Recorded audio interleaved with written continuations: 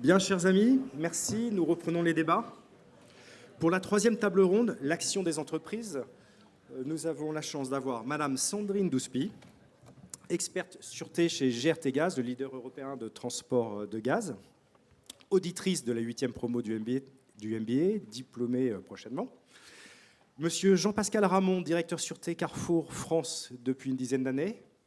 Vous avez un parcours riche de 25 ans à la police nationale, de gardien de la paix à commissaire divisionnaire. Vous avez même connu l'institution pendant votre service militaire en étant gardien auxiliaire, si je ne me trompe pas. Et enfin, monsieur Emmanuel Lenain, directeur sûreté grand projet chez Suez, également auditeur, mais de la 4e promo. Et pour animer cette table ronde, monsieur le professeur des universités Xavier Latour, doyen de la faculté de droit et de sciences politiques de l'université Côte d'Azur. Mesdames et messieurs, Alain Boer nous invitait en début de colloque à avoir de la mémoire. Alors pour un juriste, avoir de la mémoire sur la défense des territoires, c'est se souvenir de l'ordonnance du 7 janvier 1959 portant organisation générale de la défense. Cette ordonnance qui a été par la suite intégrée dans le Code de la défense. Pourquoi se souvenir de cette ordonnance de 1959 ? Parce qu'au moment où le général de Gaulle revient aux affaires, il se souvient de ce qui s'est passé en 1940 et il a la volonté d'éviter naturellement que cela se reproduise, d'où cette vision extrêmement moderne du général d'une défense globale. Et cette défense globale a évidemment une dimension territoriale, mais une dimension territoriale à acteurs multiples. Nous évoquions les forces, nous avons eu les interventions relatives aux collectivités territoriales. À plusieurs reprises, d'ailleurs, la question des entreprises a été abordée. C'est cette question que nous allons approfondir avec nos intervenants. Question d'autant plus importante qu'à travers les entreprises, nous intégrons les femmes et les hommes qui y travaillent, c'est-à-dire la population qui serait aussi mobilisée pour la défense des territoires par l'intermédiaire de leur activité professionnelle. Nous raisonnerons en 3 temps. Désolé pour les juristes puristes, il y aura 3 temps et non pas 2. Premier temps, nous nous intéresserons à la manière d'identifier les risques et les menaces parce qu'on ne se défend bien que parce qu'on connaît bien son environnement. Ensuite, nous aborderons la manière de réagir et nous terminerons par une vision un peu plus prospective. Pour commencer, Madame Douspy, dans votre domaine, donc GRT Gaz, comment appréhendez-vous votre environnement ? Quels sont vos moyens pour connaître ce à quoi vous êtes susceptible de faire face ? Bonjour à tous et à toutes. Donc effectivement, je travaille à GRT Gaz, qui est le gestionnaire de réseau de transport de gaz, donc le gaz haute pression qui circule au travers de tout le territoire. Alors GRT Gaz opère sur toute la France, hormis le sud-ouest, qui est opéré par Terega. Là, c'est lié au gisement de lac. Donc nous avons un réseau qui fait à peu près plus de 32 000 km de canalisation enterrée et un peu plus de 10 000 installations industrielles qui permettent de faire vivre le réseau avec des stations de compression pour remettre en pression le réseau quand il y a besoin, des stations d'interconnexion qui sont en fait des centres d'aiguillage et puis des postes de détente qui permettent de desservir aussi bien les clients industriels, notamment les unités de production d'électricité, que toutes les distributions publiques et le gestionnaire de distribution que vous connaissez sûrement, qui est GRDF. Donc avec autant de réseaux, autant d'installations, effectivement, l'identification de la menace n'est pas toujours aisée.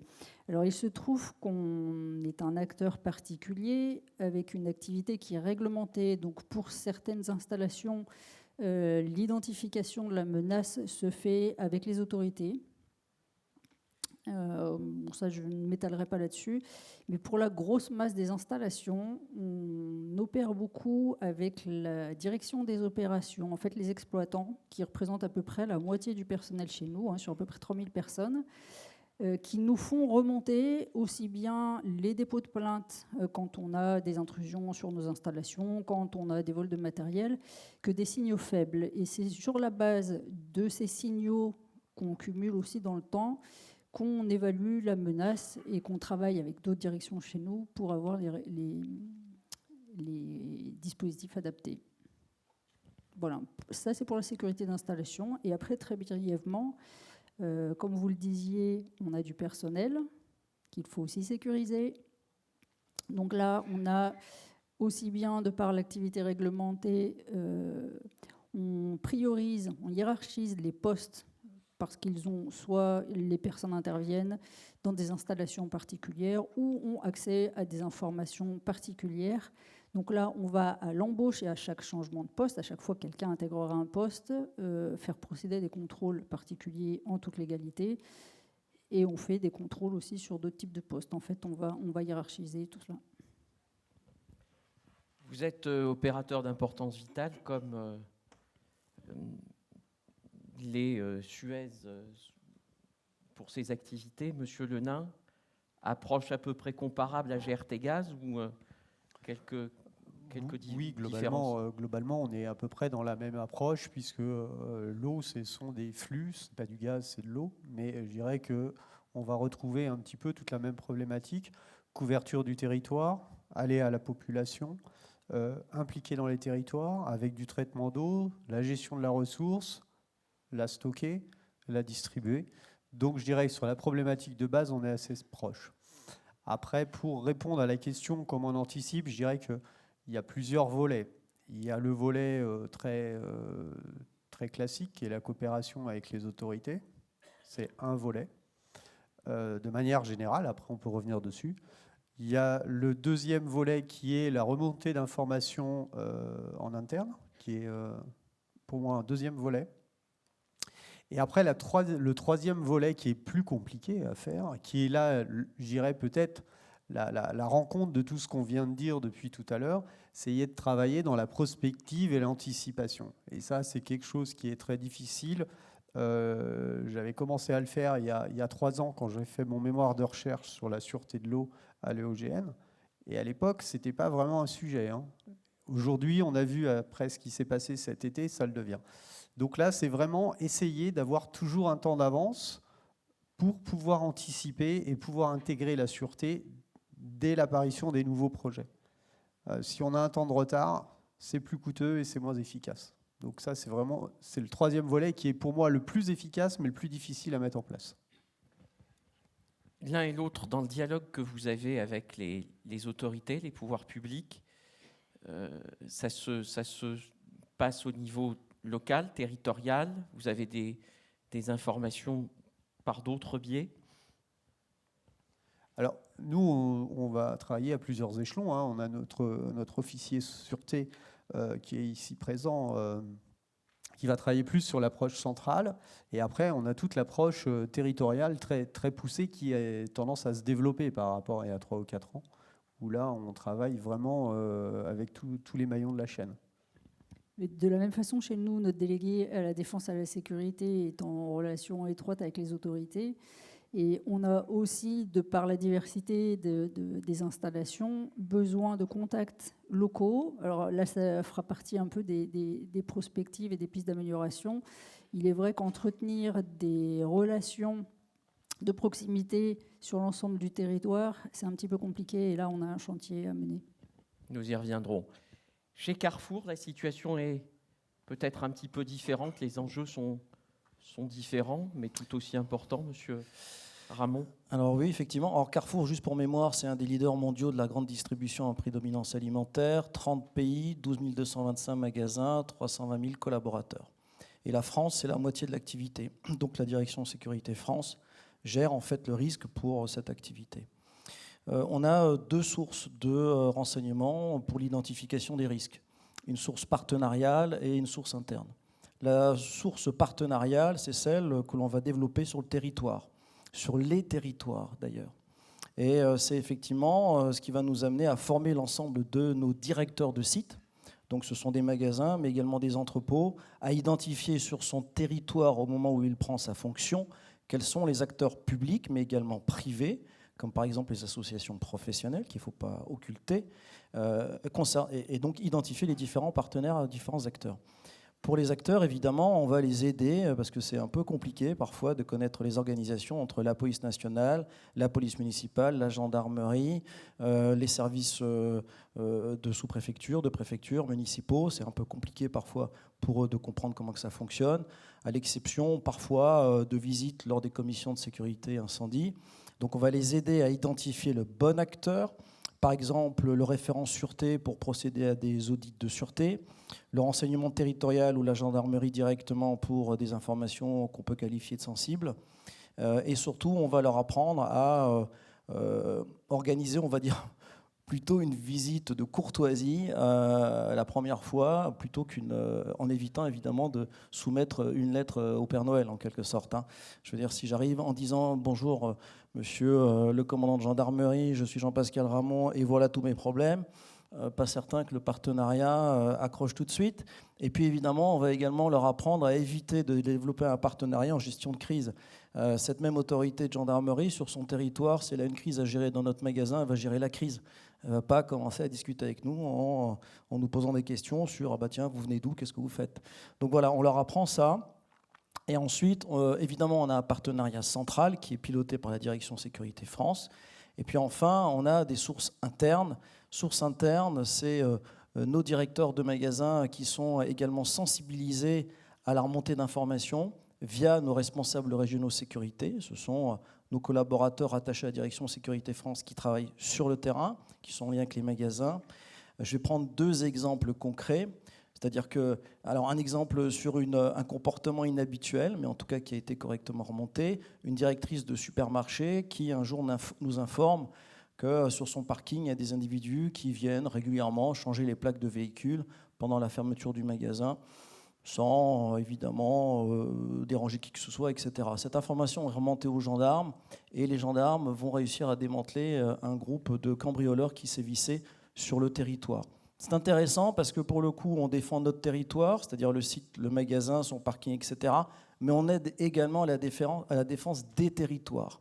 Deuxième exemple, dans un hypermarché, un directeur de magasin, là pour le coup, qui a tout de suite identifié le risque, voit des gens arriver régulièrement sur sa surface de vente et venir peser dans des sachets opaques des matières sur les balances des fruits et légumes. En fait, c'était... Ouais, c'est vrai que c'est super drôle, mais je peux vous dire que le client à côté, il ne se sent pas très à l'aise parce qu'il ne sait pas trop ce qu'on vient peser.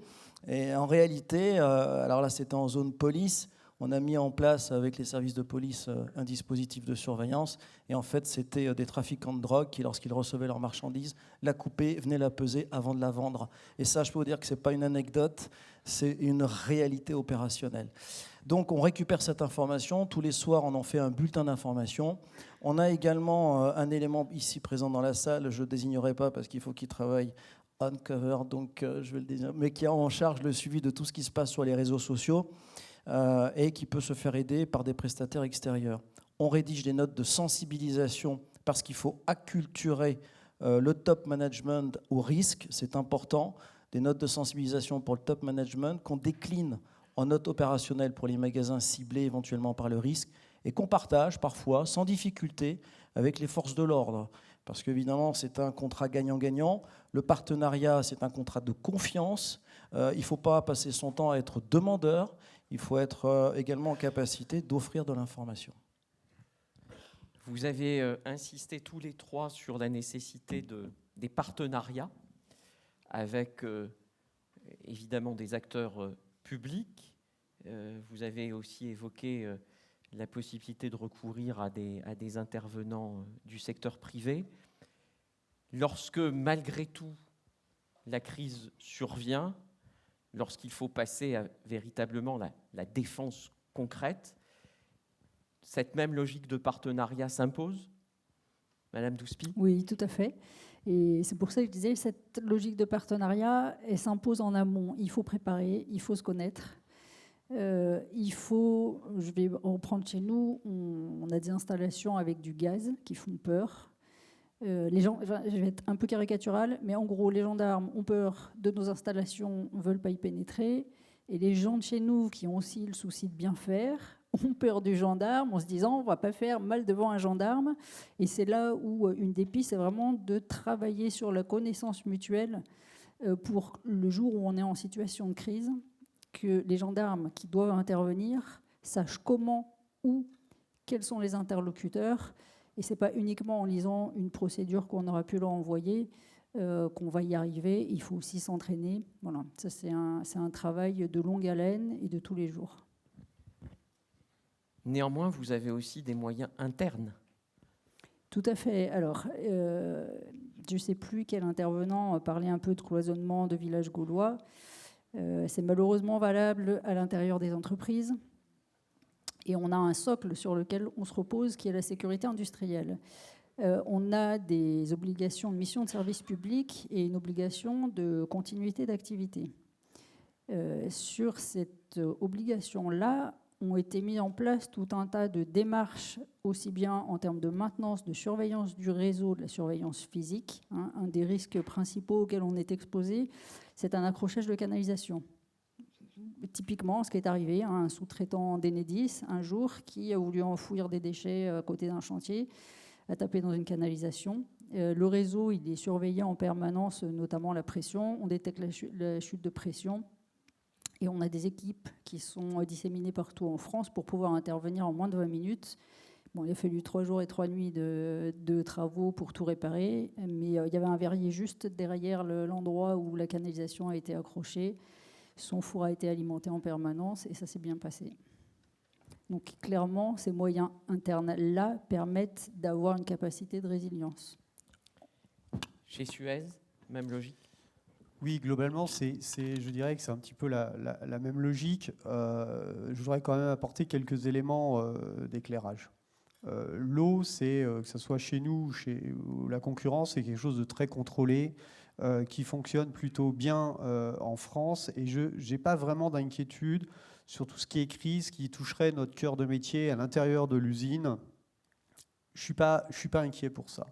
Là, on a du personnel en interne, en France, de manière générale, compétent, résilient, avec cette notion de service public. Donc ça, c'est une chose. Là où on doit vraiment tous travailler, et nous, comment on s'y attache, c'est sur la coopération et sur les crises hybrides systémiques qui vont toucher un peu tout le monde et qui vont nous venir de l'extérieur.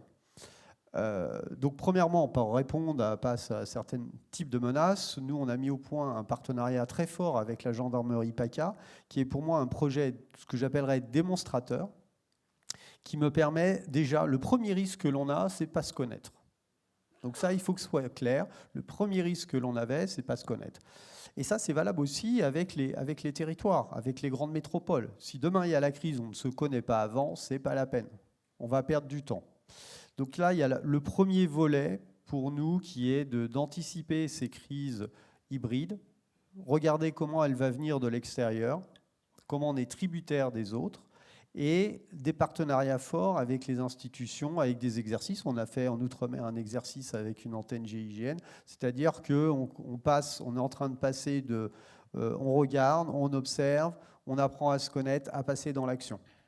Donc ça, on est dedans. Et ça commence à dérouler. Après, l'idée, c'est de développer ça sur l'ensemble du territoire. Effectivement, c'est très important de pouvoir développer tout ça. Après, un dernier point, pour aller se projeter dedans, on a aussi chez Suez évolué dans notre organisation, puisque moi, je suis rattaché à la direction des grands projets, et c'est-à-dire qu'on est en train d'intégrer la sûreté très très en amont dans les projets et dans les discussions avec les territoires. Donc ça, c'est vraiment une différence, un changement de portage qui se fait et qui date depuis 2-3 ans. Donc ça, c'est très important, c'est pour dire à quel point tous ces sujets par rapport à la sûreté, les territoires et la gestion de crise sont vraiment pris en compte. Parce que, pour conclure, il ne faut pas oublier que s'il n'y a pas d'électricité, il n'y aura pas d'eau. Donc voilà, je tiens à le rappeler, parce que ça peut paraître pour une évidence pour les gens du métier, mais tout le monde l'oublie. pas d'électricité, pas d'eau. Et on pourrait même dire pas d'eau, pas d'électricité, parce que les centrales électriques fonctionnent avec de l'eau. Donc je fais beaucoup travailler mes collègues sur l'interdépendance de tous ces flux, parce qu'on en est tributaire. Un grand opérateur de télécommunications faisait surveiller, y compris sur le domaine public, ses câbles par des sociétés privées de sécurité. Est-ce que c'est quelque chose qu'on voit chez vous, chez Suez? Est-ce que vos emprises, vos canalisations, vos réseaux de distribution sont aussi confiés à la surveillance du privé qui serait appelé à réagir en cas de problème? Alors la réaction en cas de problème, c'est pas tellement dans les protocoles de l'État français, en France, hein, on ne fonctionne pas comme ça, donc ça c'est le premier point. Deuxième point, nous, par rapport à peut-être des câbles de téléphonie, on est bien sous terre, donc la terre nous protège quelque part. Et après, oui, effectivement, on peut avoir des actions ponctuelles de surveillance sur des sites stratégiques, sachant que l'eau est quand même très très surveillée à partir de sondes, à partir de tout un dispositif qui permet de contrôler l'eau dans l'ensemble du réseau. Aujourd'hui, il y a une vraie tendance à ça pour avoir un contrôle sous terre. Alors de notre côté, c'est mixte. Il y a une surveillance du réseau par notre personnel, parfois à pied, parfois en voiture, ça dépend un peu des endroits où sont les canalisations. Et on fait appel à des sociétés privées, effectivement, à certains endroits pour des survols en hélicoptère. Voilà, mais c'est mixte. Mixité aussi dans la grande distribution? Alors pour reprendre votre question, comment on prévient les menaces identifiées, c'est une mixité, mais en fait, alors évidemment, on va s'appuyer sur notre partenariat, mais pour identifier une menace, je pense que ce qui est essentiel, c'est l'acculturation au risque.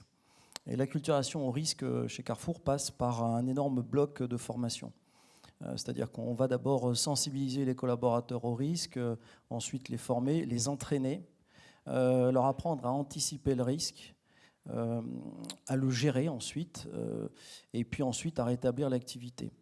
Alors si je reprends rapidement la sensibilisation, la formation et puis l'entraînement, on va balayer en fait tout le volet des risques, c'est-à-dire de la simple insulte jusqu'au tireur de masse. On va prendre tout ça. L'idée, évidemment, est de leur donner cette culture du risque, parce qu'évidemment, dans toute cette formation, il y a sans doute des éléments qu'on va omettre, qu'on va oublier. Ce qui permet aux collaborateurs, aux directeurs de magasins, à ses cadres, lorsqu'il revient sur son site, d'avoir cette culture du risque et de pouvoir identifier le risque. Je prends un exemple très concret. Un paquet suspect. Bon, paquet suspect, un directeur de magasin, son premier réflexe, s'il n'a pas été formé au risque, il va considérer que le paquet suspect est tout simplement un sachet oublié par un client. Très basique. Celui qui a fait la formation à la gestion de crise, il va établir un périmètre de sécurité. C'est pas pareil. Et celui qui va établir le périmètre de sécurité, il va faire quoi? Très sereinement, très tranquillement, puisque de toute façon, son périmètre de sécurité est établi. Faire un appel radio, parce qu'effectivement, c'est peut-être un client ou une cliente qui a oublié le sachet, premièrement. Deuxièmement, regarder avec la vidéo s'il n'y a pas eu quelqu'un qui est venu déposer ce paquet délibérément quelques minutes avant.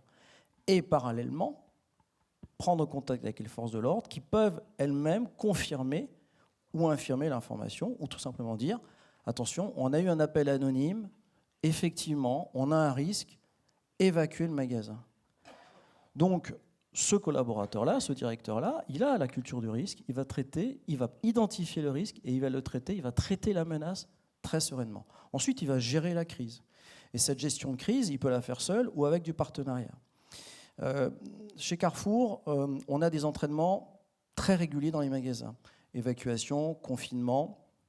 On a des entraînements également au centre opérationnel de crise au siège, une fois par mois sur des thématiques très variables. Le risque Céveso, les inondations et d'autres. Et puis on a également des entraînements avec les forces de l'ordre. On en a eu depuis 2017 22 exercices d'envergure. Je ne vous parle pas des petits exercices locaux. Alors je n'ai pas fait exprès. On en a eu 11 avec la police nationale et 11 avec la gendarmerie. Voilà, super, ça tombe bien. Et donc, sur les 11 avec la police, 7 avec le RAID et 4 avec les directions départementales de sécurité publique, avec la gendarmerie, les BT, pardon, les brigades territoriales et les PSIG. Ont été également associés parfois les forces Vigipirates, les RPIMA, et puis les commandos de l'air. Et puis est programmé au premier trimestre, en principe, je regarde, au premier trimestre, est programmé 2 exercices avec le GIGN. Donc ça nous permet effectivement de nous entraîner, de nous connaître, parce que nos sites ne sont pas aussi simples que ça. On s'en est rendu compte sur les premiers exercices communs. C'est pas évident de travailler dans un magasin où il y a beaucoup d'éclairage, beaucoup de musique, du monde, etc. etc. C'est pas aussi simple que ça. Et donc, effectivement, après la gestion de crise, il faut rapidement rétablir l'activité. Et enfin, faire le retour d'expérience, parce que n'oubliez pas qu'un commerçant, c'est pas un gestionnaire de crise. Donc c'est important de valoriser ce qu'il a fait correctement et de travailler sur les points améliorés. Voilà un petit peu comment on identifie les menaces. Identifier, réagir.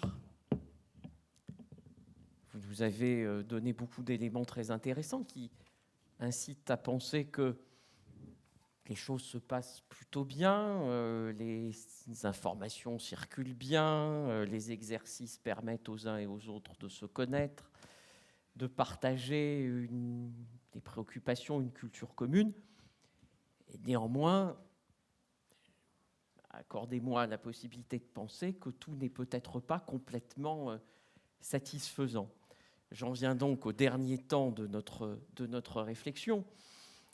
Si vous aviez besoin d'améliorer les choses, d'améliorer vos relations avec les pouvoirs publics, d'améliorer vos process pour mieux défendre les territoires, puisque c'est quand même là l'enjeu, sur quoi insisteriez-vous, que demanderiez-vous, Madame Douspi?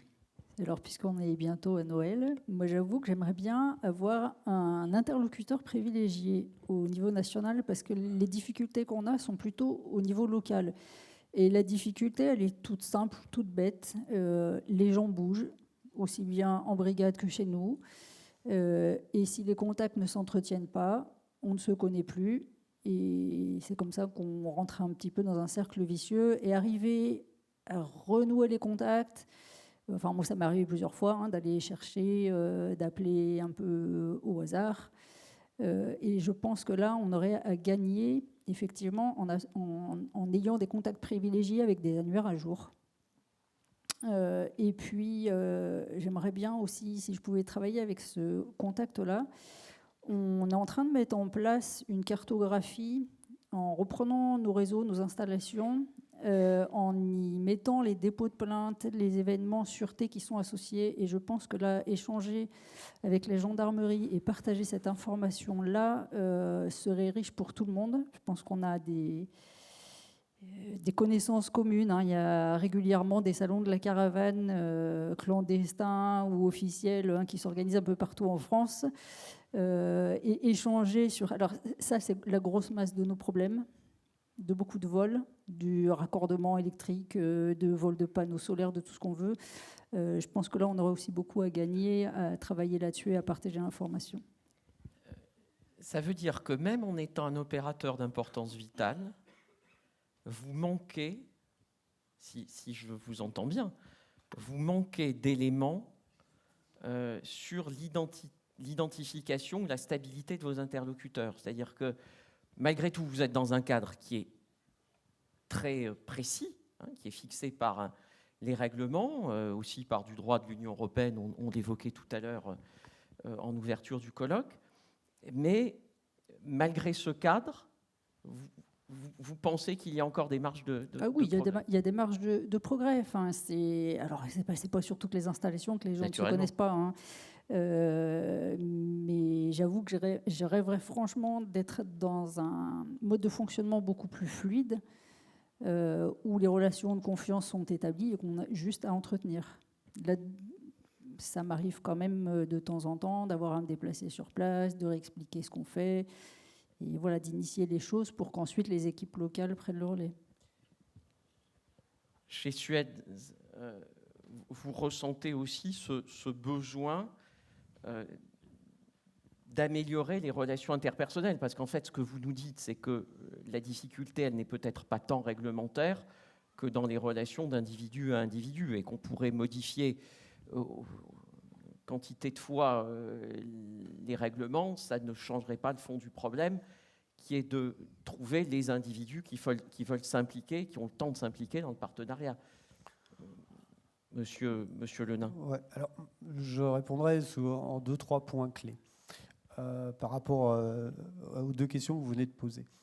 Premièrement, pour moi, c'est de continuer ces différents partenariats, comme celui de la gendarmerie, d'aller plus vite, plus loin et d'avancer. Donc ça, c'est la priorité parce que ça répond pour moi à beaucoup de sujets, comme ce qu'on va faire avec le RAID et tout ça. Donc ça, il faut que ça se déroule vite et pas que sur une région. Ensuite, par rapport aux interlocuteurs, je suis pas très... je suis quelqu'un qui aime beaucoup les territoires et les régions.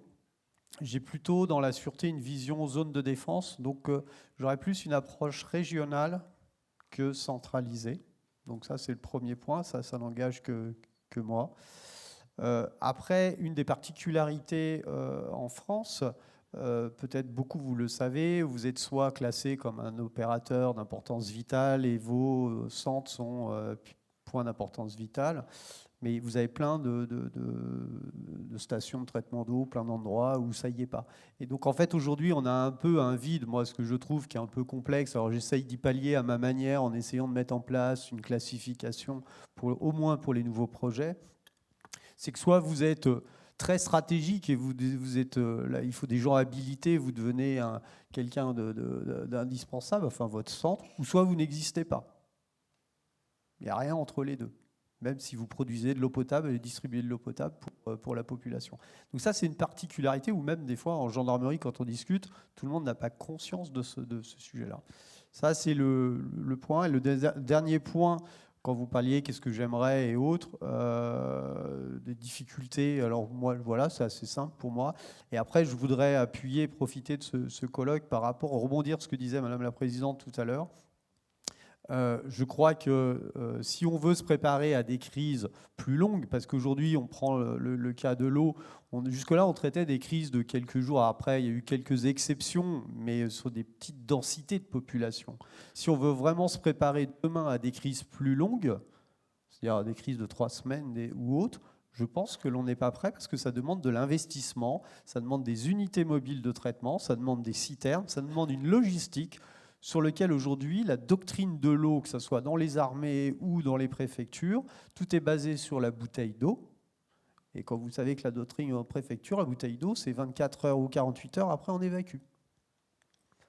Donc ça, je me permets d'être ici pour rebondir sur ce qui a été dit tout à l'heure. Ça veut dire que si on veut vraiment se préparer sur des crises longues dans les territoires, ça demande une préparation, de l'investissement et des moyens qui ne sont pas ceux d'aujourd'hui. Voilà. J'imagine que vous observez ce qui se passe en Ukraine, des dizaines de missiles tirés chaque jour, attaquent des infrastructures vitales, et pourtant les équipes sans cesse sur le terrain pour rétablir l'électricité, rétablir l'alimentation en eau potable. Est-ce que pour vous, il y aurait des enseignements à tirer de la façon dont les Ukrainiens agissent face à des attaques massives ?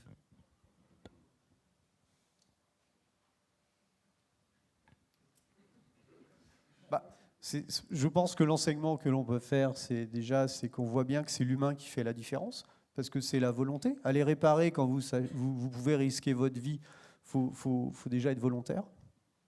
Donc là, je profite de cette question pour rebondir là-dessus. C'est qu'au final, quand on parle de gestion de crise, il y a le facteur moyen, anticipation, réflexion, organisation, mais au final... je veux dire, quand vous êtes un opérateur, que ce soit dans l'eau ou le gaz ou autre, c'est l'humain. Donc vous devez emmener les gens au combat, à la gestion de crise. C'est exactement pareil. Donc je profite de ça pour rebondir. N'oublions jamais le facteur humain dans toutes ces crises. Chez Carrefour, dans la grande distribution. Alors chez Carrefour, nous, ce qu'on souhaiterait, alors pour le coup, c'est peut-être un meilleur maillage opérationnel. Et puis une réglementation élargie. Alors pour le meilleur maillage opérationnel, et j'ai vérifié mes chiffres juste avant, il y a 180 agents de sécurité privés en France. 180 000, pardon, 180 000, 180 000 agents de sécurité privés en France. Il y a évidemment énormément de caméras, il y a des radios, etc., etc. Alors, je vais prendre 2 exemples qui me viennent à l'esprit. Lors d'un déplacement à Milan, j'ai eu l'occasion avec mon homologue local, de visiter donc les magasins et puis aussi de traverser la ville. Et on est passé par une rue, alors je ne me souviens plus exactement du nom de cette rue, mais c'est l'équivalent de la rue du Faubourg Saint-Honoré à Paris, avec des boutiques de luxe, etc. Bon. Et devant chaque boutique, on avait les agents de sécurité qui étaient tous dotés d'une radio qui était visible. Et bon, ça m'étonnait un peu parce qu'aujourd'hui, les radios sont plutôt discrètes. Et donc, en posant la question à mon homologue, il me dit « Ah non, mais ça, c'est pas leur radio. Ce sont les radios qui sont prêtées par la police locale. » En fait, ils ont un réseau radio dédié. Et ils communiquent des informations qu'ils peuvent constater sur la voie publique. Ce qui permet aux forces de police de pouvoir faire une levée de doute via les caméras ou d'envoyer un véhicule. Et en contrepartie, les forces de police les informent s'il y a un risque dans la périmétrie qui peut impacter les magasins. Auquel cas, ils prennent les mesures pour protéger les personnes et les biens. En priorité, évidemment, les personnes. Deuxième exemple, c'est dans le canton du Valais en Suisse.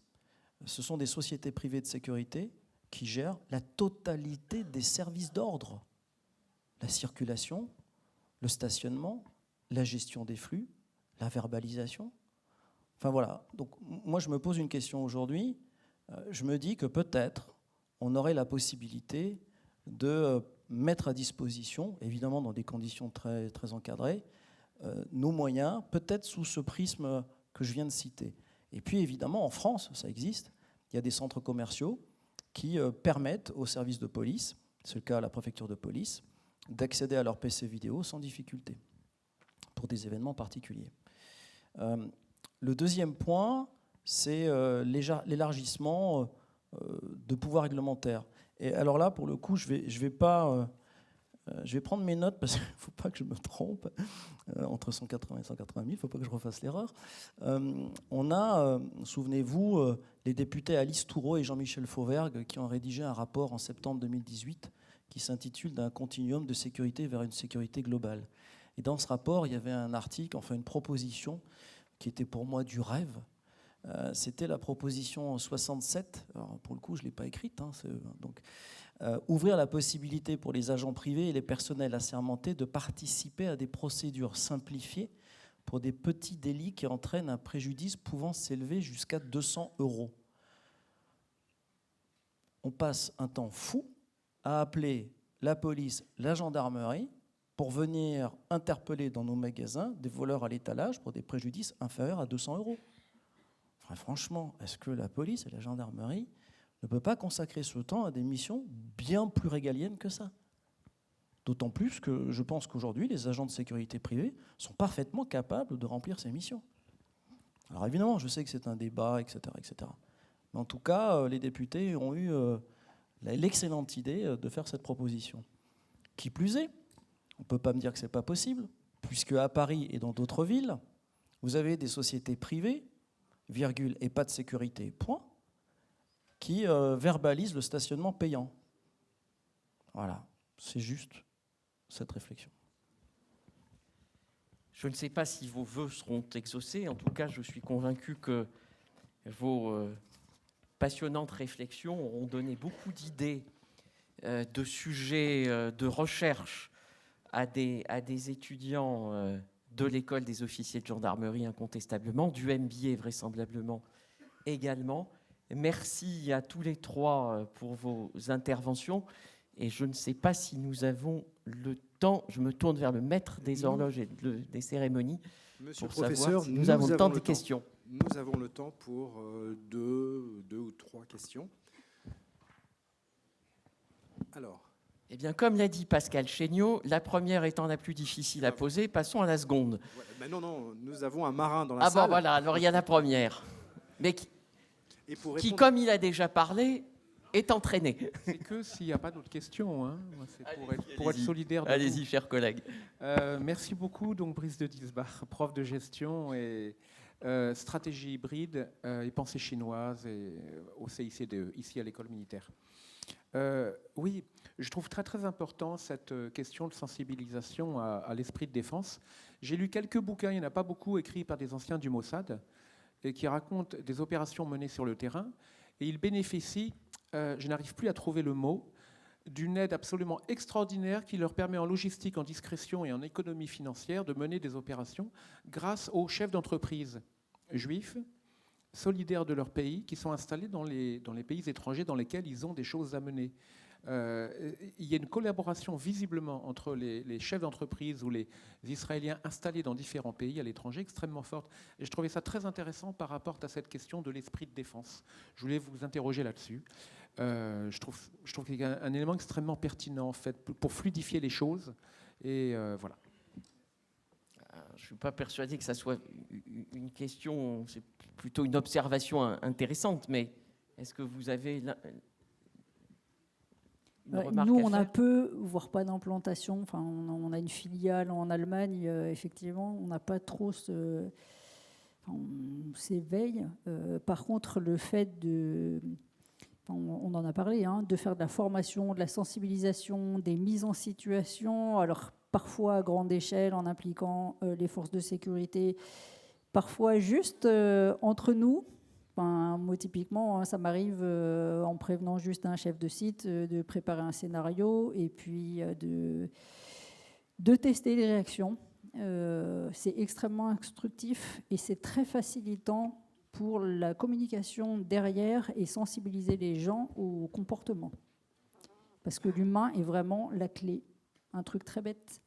On a un site avec du contrôle d'accès. Si les portes restent ouvertes, le contrôle d'accès il coûte cher, il ne sert à rien. Une autre question? Oui, j'ai vu un doigt levé, mais comme j'ai les projecteurs...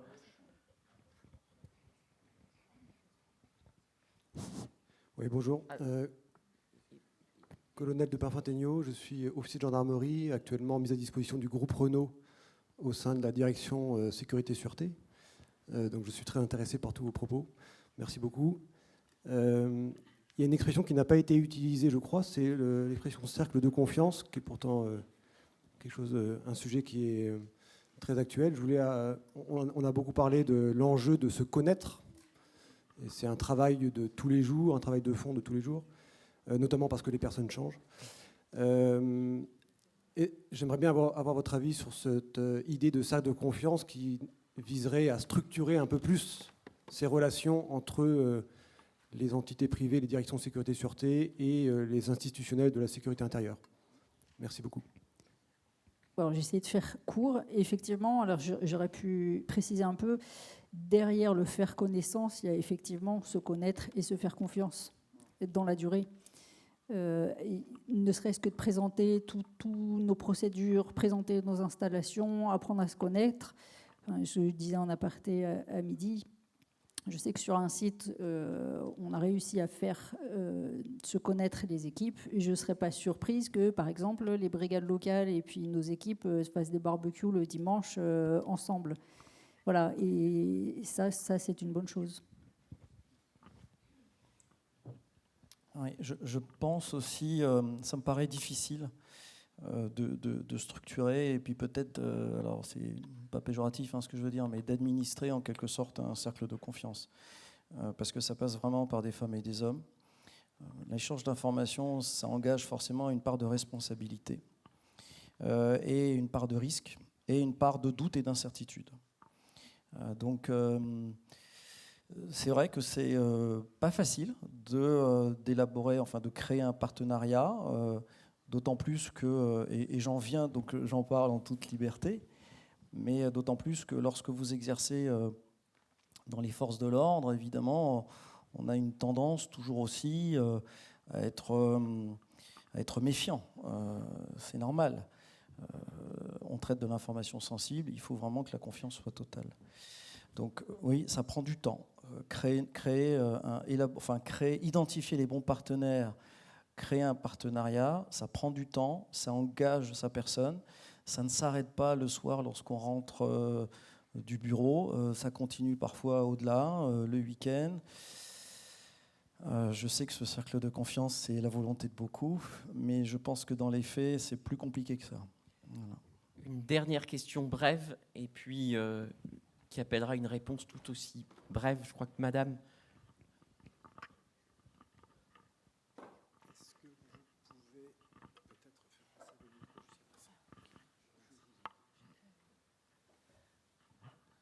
Merci, bonsoir. Ex-officier supérieur des armées et consultant maintenant en intelligence économique et sécurité sûreté des entreprises, je m'adresse plus particulièrement à Monsieur Ramon concernant les agents de sécurité en fait. Vous parliez des missions qu'on pouvait leur attribuer plutôt que l'attribution soit aux forces de l'ordre. En fait, ce qui se passe, c'est que je pense que le problème qu'on a en France, c'est la formation de ces agents de sécurité, contrairement aux autres pays européens.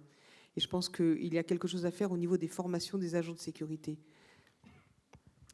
Voilà, c'est tout ce que j'avais à préciser par Merci, rapport Madame. aux missions qu'on peut leur... Alors c'est exactement le même débat. C'est exactement le même débat qu'on a entendu il y a 30 ans sur les polices municipales. Exactement le même débat. Lorsqu'on faisait partie des forces de l'ordre, gendarmerie ou police, on observait ces polices municipales avec un œil de travers en disant « est-ce qu'ils sont compétents ?» Demandez aujourd'hui à un élu de mettre un terme à l'existence de sa police municipale. Demandez aujourd'hui à un citoyen de se séparer de sa police municipale. J'en aurais pas. Donc moi j'ai confiance aux forces de sécurité, aux agents de sécurité privés. Et d'ailleurs, si on n'a pas ces agents de sécurité privés en 2024, comment va-t-on gérer les JO ? Et je peux vous dire que ce sont des gens... Alors je ne suis pas patron d'agents de sécurité privés. Je suis ce qu'on appelle, j'aime pas trop ce terme, un donneur d'ordre. C'est pas très beau. Mais je peux vous dire que ce sont des gens qui sont extraordinairement fiers du travail qu'ils font. Et ce sont des gens qui sont extrêmement engagés. Et ils sont également dans la défense de leur territoire et des territoires. Je peux vous dire que lorsqu'un agent de sécurité qui sécurise un parking d'un magasin voit en face, sur le trottoir d'en face, une personne qui se fait agresser, il sort de son territoire et il intervient, sans état d'âme. Et là, effectivement, on peut discuter. Ah ben, il est sorti de son territoire, faut pas, blablabla. Mais en tout cas, il a fait quelque chose de noble. Il a sauvé quelqu'un. Voilà. Donc j'ai parfaitement confiance en la capacité à ces gens d'améliorer leurs compétences demain. Eh bien, le mot de la fin sera optimiste. Merci à tous les trois et bonne continuation dans vos activités respectives, en toute sécurité. Pour revenir au cas de Milan, via Monte Napoléon, les agents de sécurité devant les bijouteries et les maisons de luxe sont également armés, sont très identifiés. La fameuse radio sont aussi armés d'une arme de poing à la ceinture, et ce qui ne pose aucun problème là-bas. Merci à vous. Pour clôturer nos travaux, nous avons l'honneur d'avoir parmi nous le président du MENEF, Monsieur Geoffroy Roux de Bézieux.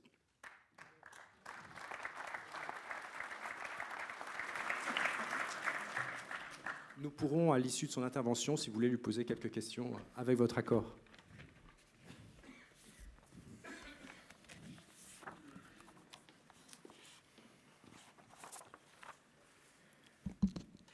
En général, mesdames et messieurs, chers collègues, je ne sais pas s'il y a un pluriel, mais en tout cas, chers collègues, cher Pierre, merci pour cette invitation dans ce lieu tout à fait symbolique qui est l'école militaire. Alors, j'ai l'habitude de démarrer mes interventions par une citation du général de Gaulle.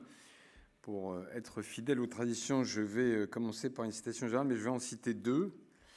D'abord, un discours qu'il a prononcé ici même à l'école militaire en novembre 1959, où il disait « Pour un pays comme la France, s'il lui arrive de faire la guerre, il faut que ça soit sa guerre.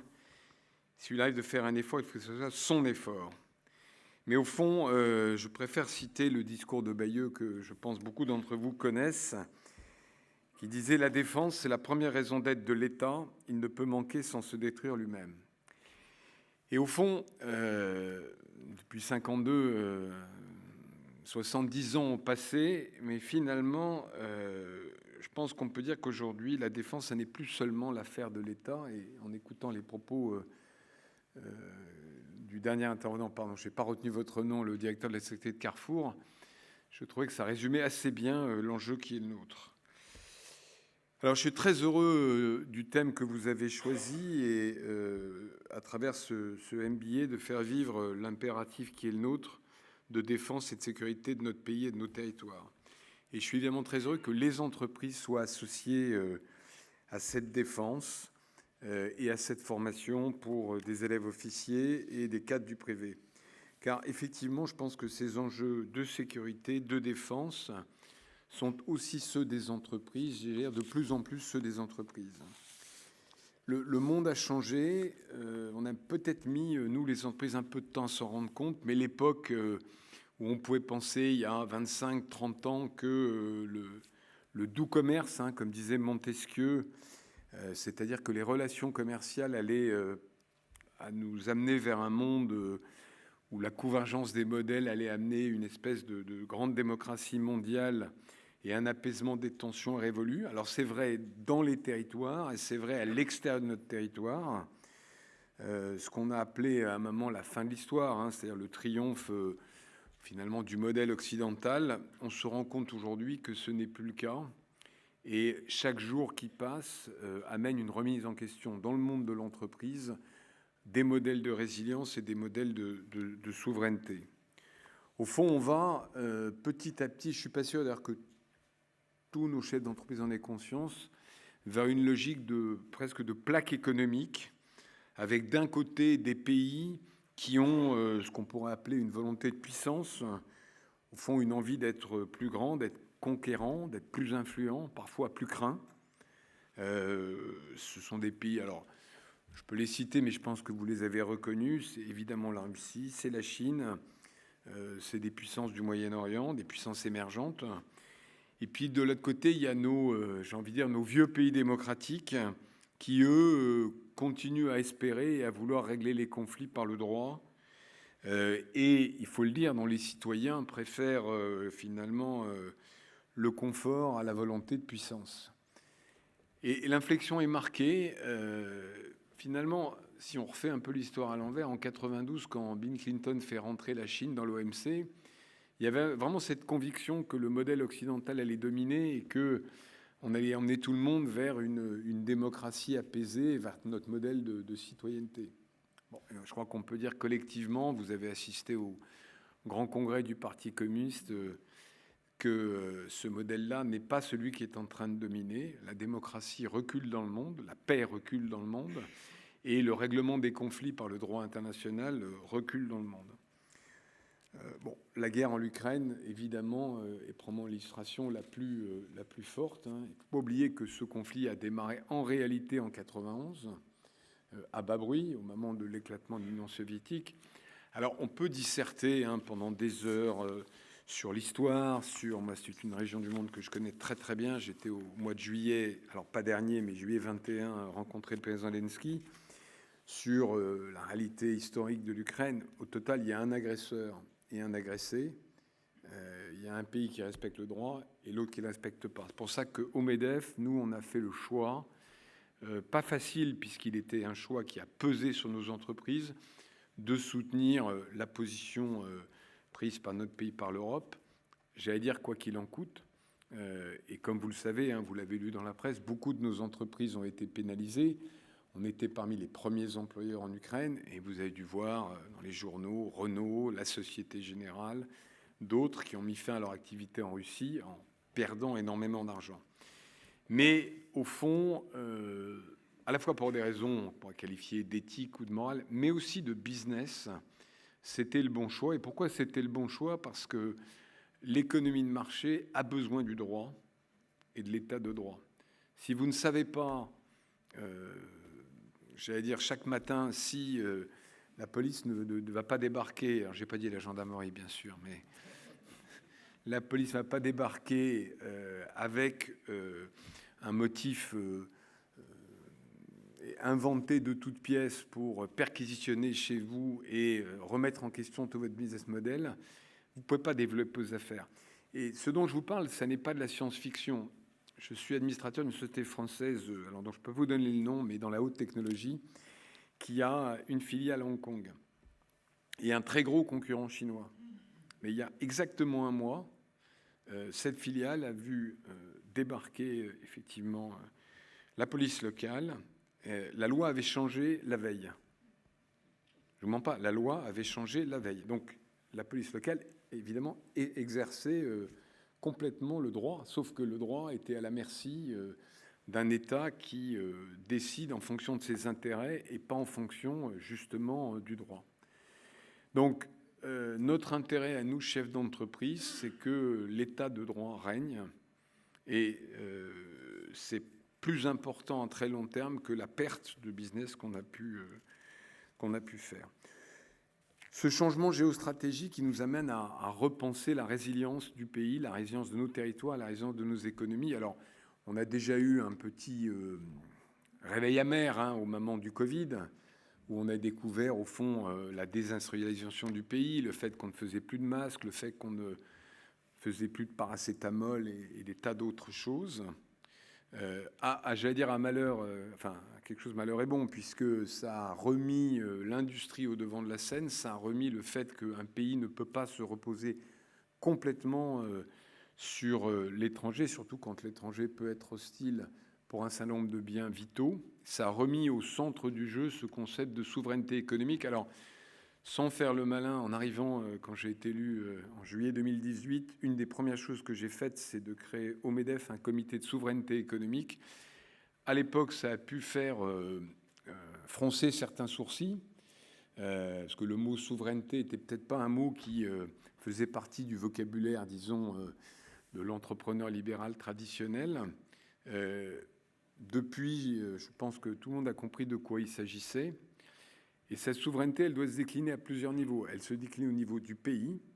Il est important de se dire collectivement qu'est-ce qu'on veut produire en France, qu'est-ce qu'on peut acheter à l'étranger.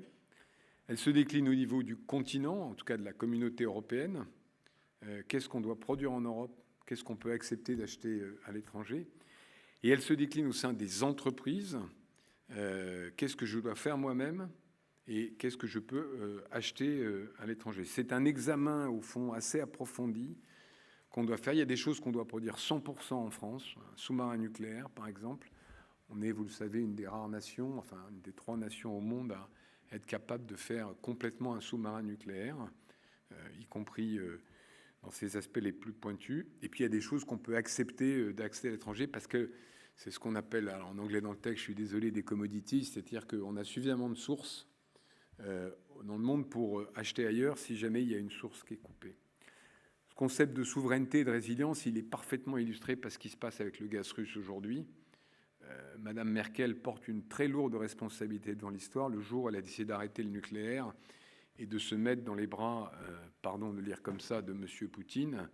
Et on voit aujourd'hui les conséquences. Et encore, si je suis un peu critique, la Russie a attaqué l'Ukraine le 24 février. Il aura attendu un mois de plus. On avait Nord Stream 2 et la dépendance de l'Europe de l'Est et de l'Allemagne au gaz russe était encore amplifiée.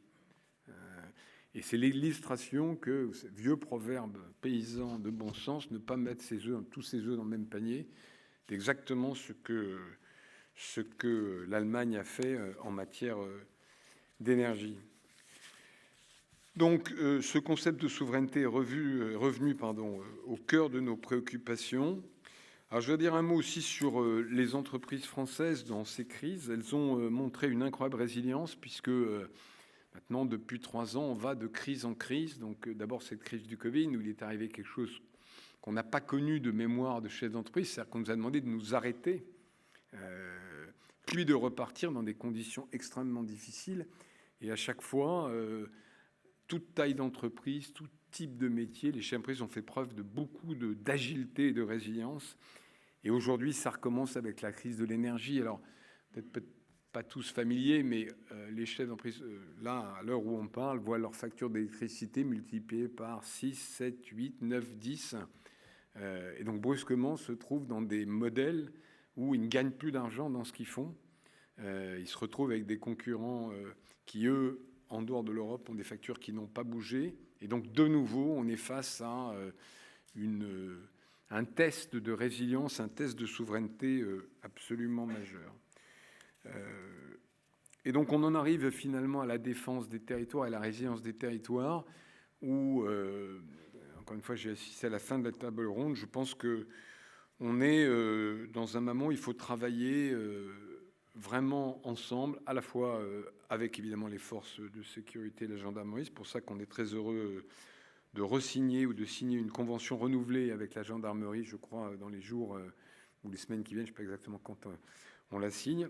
Mais aussi, je le souligne, les acteurs de la sécurité privée. J'ai entendu la déclaration dire que c'est un peu comme les polices municipales il y a 20 ans. Je partage tout à fait. Et je partage aussi tout à fait, en tant que membre du COJOP, donc le Comité d'organisation des Jeux Olympiques de Paris, la nécessité absolue d'avoir une combinaison force de police, force de gendarmerie et sécurité privée pour assurer la sécurité des Jeux Olympiques. Je rappelle quand même que les Anglais, en 2012, on a un petit peu oublié, se sont trouvés totalement dépourvus. On fait appel à l'armée au dernier moment et ça n'a pas été une réussite absolue. Donc merci à vous tous et toutes qui participez à ce MBA, qui d'ailleurs devrait peut-être s'appeler, je ne sais pas si c'est Master in Business Administration ou MSc, Master in Security Administration, mais enfin, l'essence de ce que vous faites, c'est d'insuffler un esprit de défense à la fois entre les entreprises et les forces de sécurité. Ça me paraît extrêmement essentiel pour l'avenir de nos entreprises qui, je le redis, ne sera pas le même que les 20 dernières années. Les menaces sont très nombreuses. Je peux vous le dire, dans le secret de cette assistance, nous avons été victimes d'une cyberattaque au MEDEF il y a maintenant un mois qui s'est à peu près bien déroulée, alors que 4 mois avant, j'avais demandé un audit sur ce sujet-là. Donc même quand on est averti, même quand on est prévenu, même quand on prépare ses défenses, on est effectivement dans un monde où chaque jour, les menaces sont là. Alors, je vais m'arrêter là. Moi, je serais ravi d'avoir un échange avec la salle. Je ne sais pas si on peut si vous voulez lancer les questions-réponses. Merci de votre attention.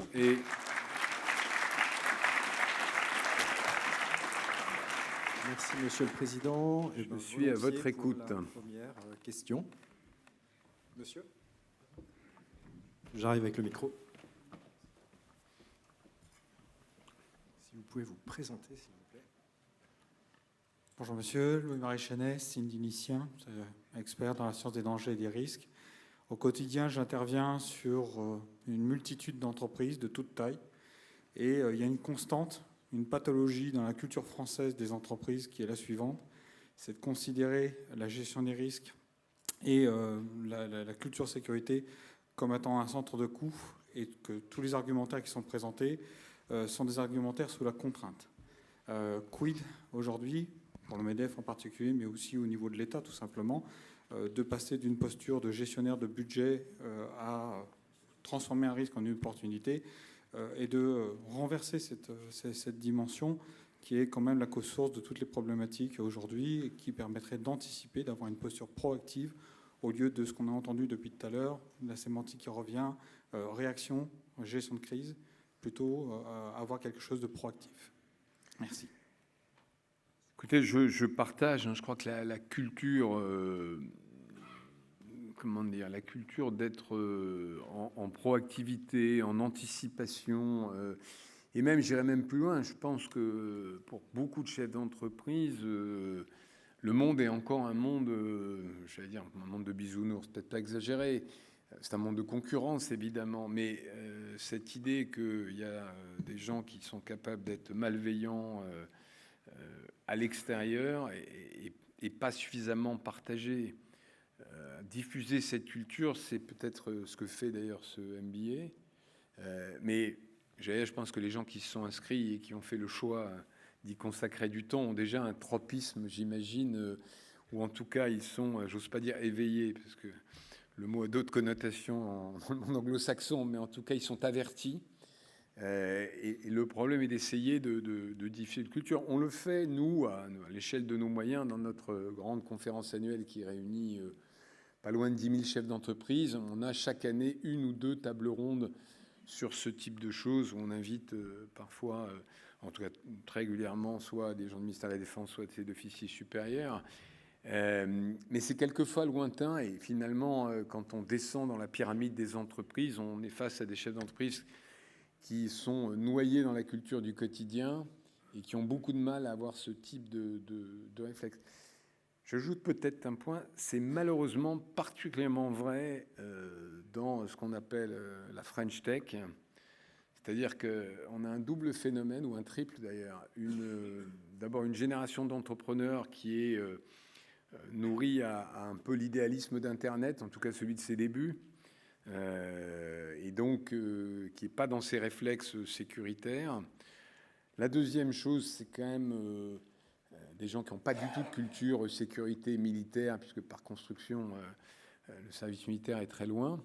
D'où d'ailleurs l'intérêt du travail qu'on mène avec le ministère de la Défense. Hier, j'étais à une réunion sur les réserves avec le projet d'augmenter le nombre de réservistes. Vous étiez avec moi, je crois. Et la troisième, qui est peut-être plus touchy, si j'ose dire, c'est que souvent le modèle des startups françaises, c'est de se vendre, de grandir vite et de se vendre à qui généralement des Américains. Or, je ne voudrais pas focaliser sur un pays, mais j'ai parlé tout à l'heure des puissances non démocratiques. Pas se tromper non plus. On n'a pas que des amis dans le camp occidental. Donc, j'insiste sur ce point parce que je trouve que c'est dans un univers français du monde de l'entreprise qui est peu averti sur les sujets de sécurité, c'est un talon d'Achille supplémentaire en quelque sorte. Et je vous parle en connaissance de cause parce que je viens un peu de ce monde-là, hein, même si je suis un petit peu plus, j'ai les cheveux un peu plus gris, enfin pas encore tout à fait, mais en tout cas un peu plus âgé. C'est un monde très naïf. Alors à part le petit secteur de la tech qui s'occupe de cyber, où là forcément on l'est moins, et il y a un gros travail d'acculturation au risque à faire dans ce monde de la tech. Une autre question peut-être ?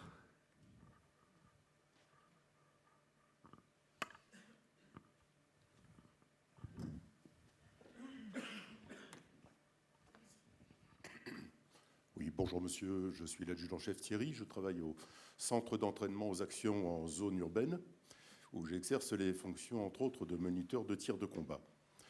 Dans le cadre de mes fonctions, je suis amené à former aussi bien des personnels d'actifs que des personnels de la réserve opérationnelle, le niveau requis étant strictement le même pour les deux catégories, les examens étant strictement les mêmes.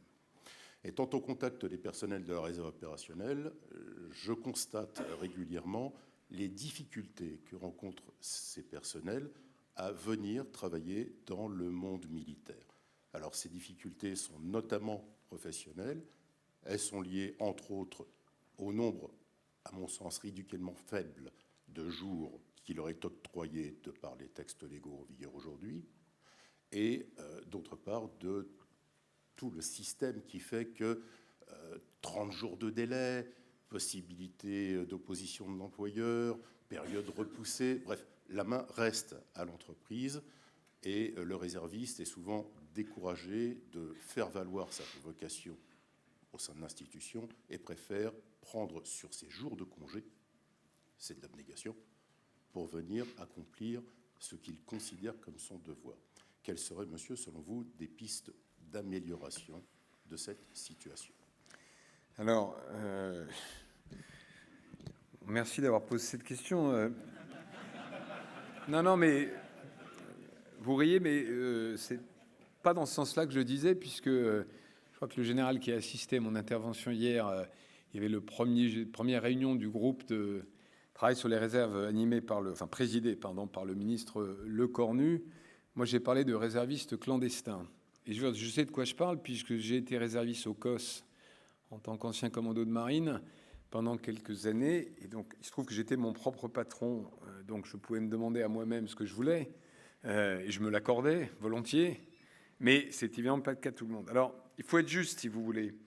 Aujourd'hui, la conception de la réserve qui a été mise en place, c'est un engagement, enfin l'ESR, alors je parle peut-être pas, tout le monde n'est peut-être pas spécialiste, l'engagement de servir dans la réserve, c'est un contrat entre un individu, un réserviste, et les armées.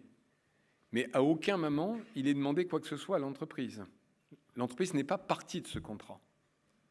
Et donc, à bon compte, si vous voulez, elle dit, moi j'ai recruté Monsieur X, j'ai pas recruté Monsieur X réserviste. Et donc effectivement, comme vous le citez, je partage tout à fait, Monsieur X réserviste, il est souvent dans une position très difficile pour prendre les 30 jours qu'on lui demande pour une OPEX, enfin quand on est en tout cas dans des postes de type réserve commerciale. Ce qui veut dire qu'aujourd'hui, sur les 40 000 réservistes, en tout cas l'estimation qu'on fait des 40 000 réservistes, vous n'avez que 10 000 salariés du privé.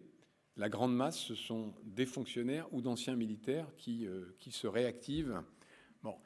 Donc là, on a la chance d'avoir un ministre qui connaît le sujet, qui connaît les gendarmeries de réserve. Personne n'est parfait, hein, en général. Non, c'est une boutade. Il aurait pu être marin. Mais je ne pouvais pas ne pas la faire. Mais plus sérieusement, qui a pris le sujet à bras-le-corps, sans langue de bois. Je pense que quand on a assisté à la réunion d'hier, il a mis, les pieds dans le plat, avec un objectif très ambitieux de 100 000 réservistes. Mais comme je lui ai dit, commençons par en avoir 40 000 de vrais. Et d'ailleurs, le nombre ne veut rien dire parce que si on a 100 000 réservistes à 5 jours par an ou 40 000 réservistes à 30 jours par an, on voit bien qu'en termes de capacitaire, on ne parle pas du tout de la même chose. Mais je pense que les entreprises seront faites à faire un effort supplémentaire, surtout après prise de conscience qu'a provoqué la guerre en Ukraine, à condition qu'on les associe très tôt dans le projet et que les réservistes, au fond, sortent. Alors la clandestinité, je ne vais peut-être pas exagérer le mot, mais notamment dans les grandes entreprises, avec un correspondant défense, avec le fait affiché que Monsieur X ou Monsieur Y est réserviste, mais aussi, et c'est le problème numéro un, que l'entreprise qui facilite l'engagement du réserviste en soit récompensée.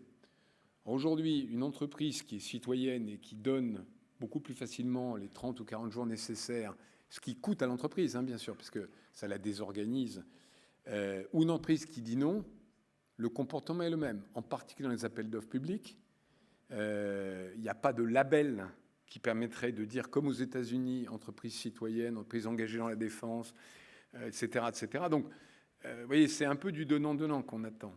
Je pense qu'on est prêt, enfin, les entreprises sont prêtes, en particulier, disons, les plus grandes, à s'engager très fortement, mais il faut que le modèle change complètement par rapport à ce qui a été fait depuis 20 ans. En tout cas, on y est prêt. Commandant, une dernière question, je crois.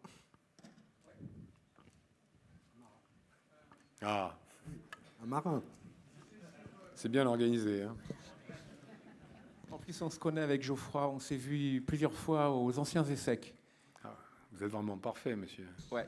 Vous avez eu des interventions très intéressantes à l'époque où vous dirigiez votre entreprise de téléphonie mobile.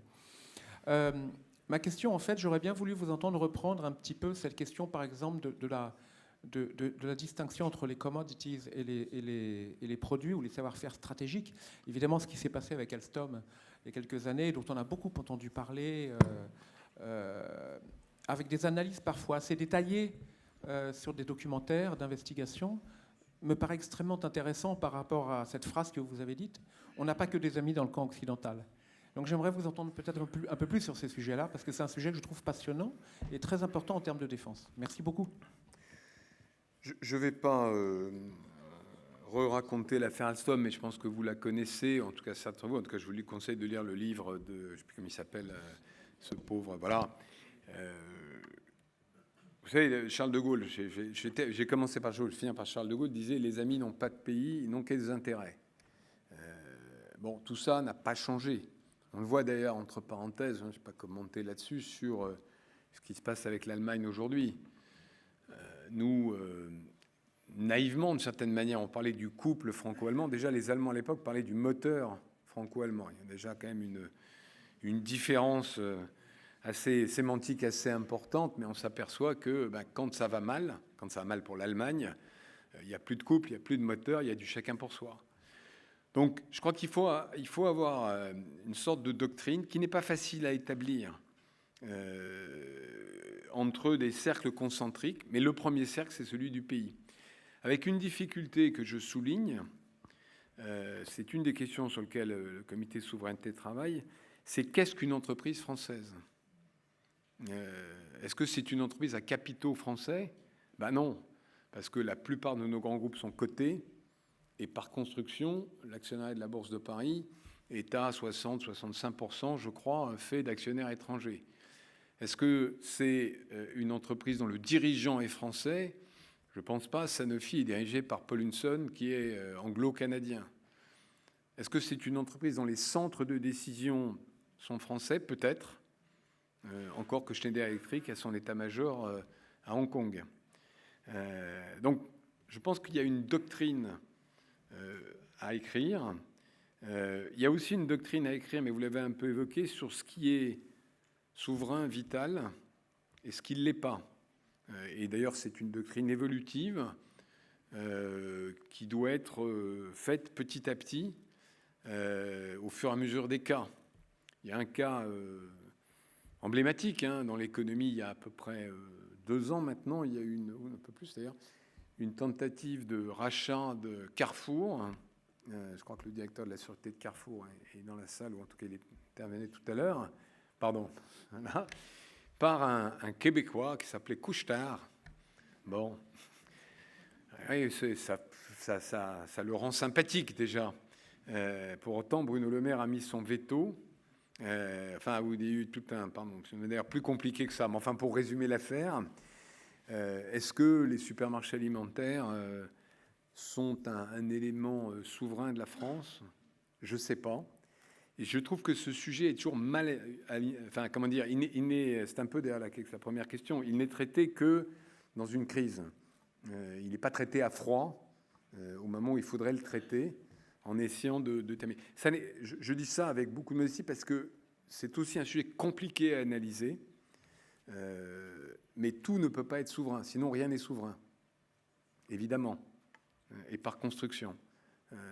Quand on dit le médicament doit être souverain, non. On ne peut pas avoir tous les médicaments souverains. Il y a forcément des choses... Alors, dans le livre... Enfin, pardon, je cherche le terme qui a été publié à Toulon, enfin, qui a été révélé à Toulon par le président de la République. Il y a tout un chapitre sur la résilience de l'économie française, lié un peu à ce qui se passe en Ukraine, où on voit d'ailleurs que dans une guerre dite de haute intensité, même si je pense que toutes les guerres sont de haute intensité, mais l'économie devient un enjeu de région. On le savait depuis très longtemps. Les États-Unis ont gagné la guerre grâce à la logistique américaine et le système de production. De Gaulle le disait dès 41. Mais il y a cette réflexion à mener dans le pays sur comment on s'organise et comment on fait pour qu'on ait une forme de souveraineté qui résiste à un choc externe, quel qu'il soit. D'ailleurs, qui peut être un choc climatique, qui peut être un choc sanitaire, ou un choc militaire tel qu'on voit en Ukraine. Donc ce sont des réflexions à mener, elles ne sont pas simples, tous les pays ont les mêmes, et je pense qu'on doit arriver à quelque chose de ce que j'appellerais des cercles concentriques, c'est-à-dire il y a le cercle français de souveraineté, il y a ensuite un cercle européen, il y a un cercle occidental, et ce ne sont pas les mêmes. C'est un petit peu ce qu'on fait dans le monde du renseignement en termes de partage de renseignements. Il y a des renseignements qu'on ne partage pas. Il y en a qu'on partage avec nos alliés européens, il y en a qu'on partage avec nos alliés occidentaux. Et on sait que les alliés occidentaux ne partagent pas tout avec nous. On a eu l'occasion de le constater à diverses reprises dans des événements récents dans le Pacifique. Voilà, je m'arrête, mais je suis prêt à prendre une autre question. Je ne sais pas quelle heure, c'est bon? Non, c'est bon? Merci, c'est Monsieur bon, le Président. Vous avez envie d'aller au cocktail, ce que je comprends.